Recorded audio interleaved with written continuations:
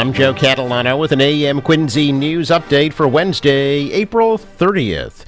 Quincy will have to make a $20 million payment in next year's city budget toward the $475 million pension bond that was approved by the city council back in 2021. Quincy Mayor Thomas Koch says that will be the largest payment for the bond that he says will ultimately save the city at least $130 million in the long run. Koch says the city locked in an interest rate of 2.6% when it approved the pension bond 4 years ago, and says state law mandates that the bond be fully funded by the year 2039.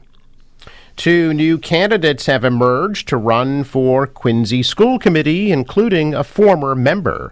Retired Quincy High School principal Frank Santoro and Kate Campbell have both announced they'll be running for school committee in this year's city election. Current member Tina Cahill is also seeking re-election. Doug Gutrow is not seeking re-election this year, and Emily Lebo has not yet announced if she'll be running for another term on the school committee. Now, Santoro served on the school committee for 2 terms in the 1980s, and then again after he retired from Quincy High School. He currently serves on the design committee for the new Squantum Elementary School. And Campbell has served on the citywide PTO for 10 years and has over 30 years experience in childhood development. She's the director of a cooperative early learning center and has lived in Quincy since 2003 with her husband and 4 children. The family has also fostered over 20 children over the past 15 years. Authorities are asking for the public to remain vigilant after several cars were broken into overnight Monday in Hull. Police say the break-ins occurred around 1 a.m. on Christine Road. Home security video from a resident shows 2 suspects, a man and a woman. Investigators say the man was wearing a puffy jacket with the hood up, dark pants, and possibly a mask. The woman was seen wearing a Bob-style haircut, glasses, a camo jacket, black pants, and light-colored high-top sneakers. Anyone with information about the duo is asked to contact Hull Police. A UPS facility in South Boston is one of 73 locations being closed nationwide as the shipping company announces thousands of layoffs. The former customer service center on Summer Street is closing permanently, and job cuts will begin on May 23rd. In a notice to the city dated March 21st, UPS said that 62 part-time hourly employees will lose their jobs. The company said it will offer work to affected employees in other positions where possible. Earlier this year, UPS said it would be looking to save $1 billion through an end-to-end process redesign. UPS executives said on an earnings call yesterday that the company is laying off 20,000 workers as it delivers fewer packages from Amazon. UPS says it'll make its business more efficient. Some of the employees affected by the layoffs in Boston are union workers represented by Teamsters Local 25. Edaville Family Theme Park in Carver is auctioning off dozens of amusement rides, train cars, animated dinosaurs, and other items today as the beloved park undergoes renovations to make way for King Richard's Fair. The auction begins at 10:30 this morning at Edaville's Carver location off Route 58. All items must be removed from the property by May 15th. Some of the items up for auction include flying turtles, crazy bus Willie the Whale, Ferris wheels, spinning ladybug coaster, clown train, 1986 Chance Carousel, the Scrambler, pirate ships, shooting gallery, and about 20 animated dinosaurs. Darren Spieth with Norton Auctioneers says the auction will last 2 hours and 12 minutes, with the potential for some of the higher ticket items like the carousel to bring in substantial amounts. Edaville Railroad first opened in 1947, offering train rides along the cranberry bogs and woods. The park grew over the decades to include amusement rides and games, as well as its popular Christmas Festival of Lights. Earlier this month, it was announced King Richard's Fair, New England's largest and longest-running Renaissance festival, is moving to the site. King Richard's Fair has operated for more than 4 decades, most recently on an 80-acre wooded site on Main Street, also in Carver. The grounds have hosted everything from live jousts and artisan markets to themed weekends and fantasy performances. While King Richard's Fair runs seasonally, typically from late August through October, Edaville will continue to host its Holiday Light Festival in December and plans to add new food, entertainment, and shopping options as part of its rebranding.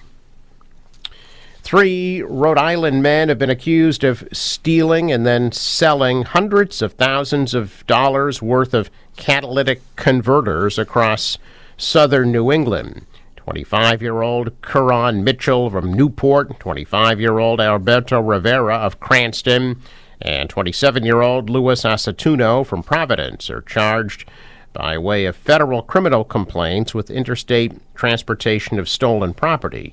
In January of 2022, police began tracking patterns surrounding catalytic converter thefts. Later identified the suspects as a group believed responsible for more than 7,000 thefts in the Boston area and southern New England. Investigators say from at least January of 2021 until November of 2022, the suspects and others canvassed neighborhoods and parking lots for unoccupied vehicles to steal catalytic converters. Working in groups, they allegedly targeted vehicles in Rhode Island and Massachusetts, cut off the catalytic converters, and sold them. The parts were sold to a Providence company that recycles catalytic converters. Depending on the model and type of precious metal component, the average scrap price for a catalytic converter ranged from $300 to $1,500. The combined value of the parts is more than $2.4 million. Well, a promotion ceremony was held recently for the staff of the Norfolk County Correctional Center in Dedham. Sheriff Pat McDermott says the promotions represent a commitment to mentor, challenge, and build the next generation of corrections professionals in Norfolk County. 5 leaders were promoted, along with 14 new captains, lieutenants, and sergeants. Ceremony also featured a performance of the national anthem and God Bless America by American Idol finalist Ayla Brown from Wrentham. 10 Quincy residents are among 35 Quincy College students recently inducted into the local chapter of Phi Theta Kappa, an international academic honor society that focuses on leadership, scholarship, fellowship, and service. During a recent ceremony, keynote speaker, Quincy College Human Services instructor Dr. Robert Newell told the new inductees to be proud of their achievement. Each inductee received a certificate of membership and a traditional white rose. Phi Theta Kappa is made up of more than 4.4 million members in 11 countries. Check of business news this morning, and stocks were higher. The Dow is up 300 points, the Nasdaq rose 95, and the S&P is up 32. Shares were mixed in Asia after U.S. stocks rose again as companies reported stronger than expected profits. The dollar and the euro rose, and oil is down to $59 a barrel.